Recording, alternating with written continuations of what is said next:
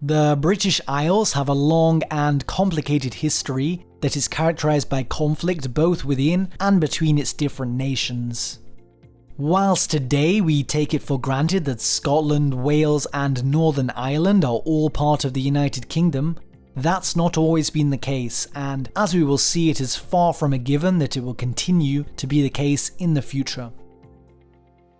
There are growing calls for independence in Scotland in particular, but also to a small extent in Wales and Northern Ireland. As with everything political, nothing happens in a vacuum, and any move for independence in Scotland will inevitably have consequences for the rest of the UK, and may inspire similar events in Wales or Northern Ireland. We will take a look at how likely it is that the UK will eventually split up, and the potential economic and political effects this could bring. But first, let's take a look at how exactly the United Kingdom came to be. The Kingdom of Scotland was established in 843 AD, the Kingdom of England in 927, Wales in 1056, and the Lordship of Ireland in 1171.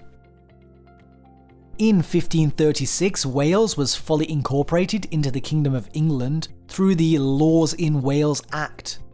English became the official language, and from this point, English law would reign supreme over Wales. In 1707, the Acts of Union passed Parliament, and Scotland, England and Wales formed the Kingdom of Great Britain. In 1800, another Acts of Union was signed, and in 1801, Ireland joined to form the United Kingdom of Great Britain and Ireland. So yes, a complicated history, but one with a clear trend towards the gradual integration of the different nations of the British Isles. That is until 1922, when the Irish Free State was formed and the UK got its current name, the United Kingdom of Great Britain and Northern Ireland. The rest of the island of Ireland remained a semi-independent Dominion state until 1949, when they became the Republic of Ireland. The independence of Ireland was a blow to the United Kingdom, but Ireland had only been part of the UK for just over a century, and there was always a lot of discontent by the Irish towards British rule. The idea that any other region of the UK had even a slight possibility of gaining independence would have been ridiculous at that time. The regions of Scotland, Northern Ireland and Wales gained some degree of independence in 1997 when the Labour government pursued a policy of devolution, and the Scottish Parliament, Welsh Assembly and Northern Ireland Assembly were formed. Significant powers were transferred from Westminster, including everything from justice to economic development, food safety, education and housing. Some powers, like taxation, are shared by the devolved administrations and the central government. Powers that are held solely by London include defence and international relations. But although the regions of the UK gained some independence in the way they run certain aspects of their society, ultimately the British Parliament has sovereignty, so for proponents of Scottish independence, devolution is not enough. Many in Scotland see it as a mere stepping stone in the country's journey to their inevitable independence. Some of the biggest arguments for Scotland going its own way include the rights of Scottish people to have complete political self-determination and not be controlled by what they see as the elites in London that don't have the needs of Scotland at heart. Taxation is another big point of contention. Independence activists argue that over time Scotland has paid way more in taxes to Westminster than it has got back in the form of government spending. This mostly stems from the fact that Scotland has over 96% of the UK's oil reserves and 63% of its natural gas. During the boom years of the 1980s, the British government exploited these reserves, and so, during that time, Scotland did pay more than its fair share of taxes. But those years are long gone, and the oil market today isn't exactly doing too well. Today, Scotland actually receives slightly more in its budget than it pays in taxes. Nevertheless, the idea of the government in London having any say over how Scottish tax pounds are spent still angers a lot of Scottish people. The closest the UK has actually come to breaking up was with the Scottish independence referendum in 2014, when 55.3% of the Scottish electorate voted to remain in the UK, whilst 44.7% voted to leave.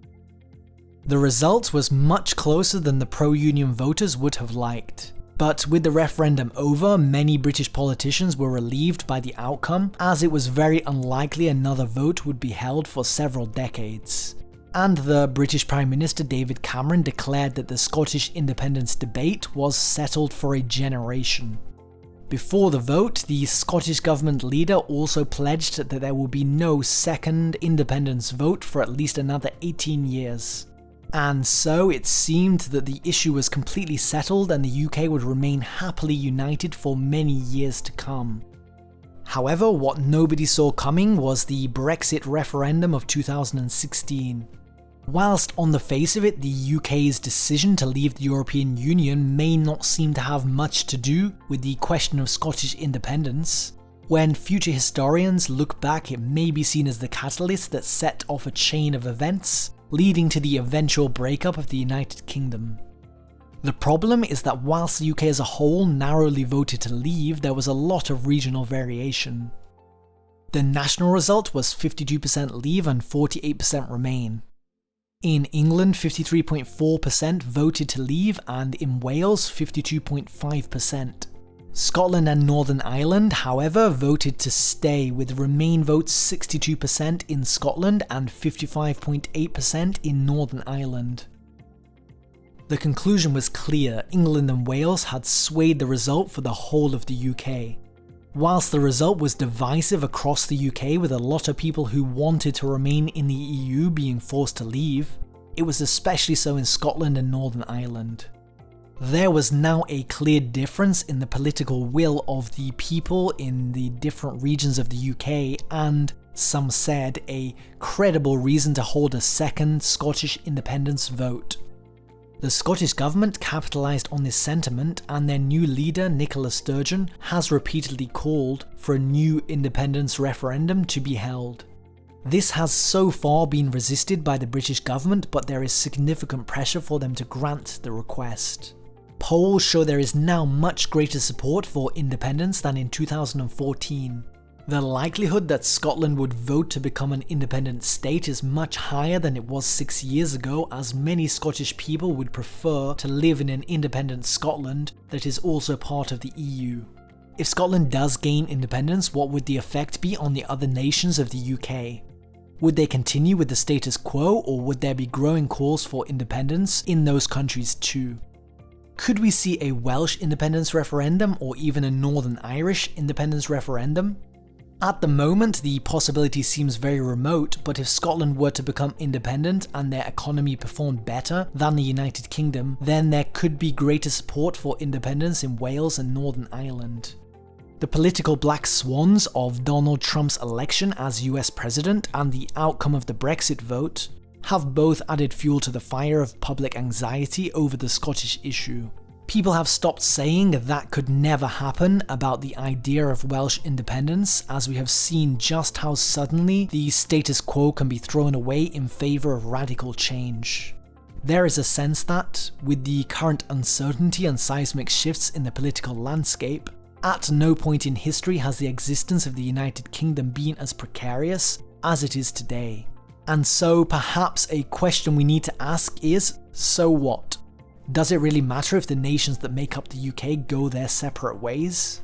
The new independent countries would surely be on friendly terms, and there would likely be a lot of economic integration, as there is between the UK and many of the world's countries today, with free trade agreements and treaties being the norm. But what if an independent Scotland or Wales sought to join the EU? Right now, the question of freedom of movement between the Republic of Ireland and Northern Ireland is a big debate between the EU and UK. That would probably be solved before any independence referendum, but it illustrates a key problem. How can we keep open borders in an area that has been historically very integrated, but which is now governed independently and has different laws? And what about citizenship and the right to work? There are many thousands of people in the UK who were born in one of the nation's 4 regions but live in another. It's almost a certainty that those who've lived in one area for a number of years would be allowed to stay. What is not so clear, however, is if the UK were to split up, would an English person be able to work in Scotland or a Scottish person work in England if they had not already lived there previously? This would be dependent on some kind of freedom of movement agreement between the 2 nations, which may be hard to achieve in an acrimonious split between the 2 countries. One area where it's certain the UK would be diminished is in foreign relations. The UK is a nation that punches above its weight on the international stage, mostly propped up by its special relationship status with the USA. It's very unlikely that the UK split would happen suddenly and spectacularly, leaving England on its own. The most likely situation is Scottish independence first, but even this would be catastrophic for international relations. Would a United Kingdom of England, Wales and Northern Ireland really have the same clout internationally? Not likely, as its reduced GDP would make it less strategically important for other nations.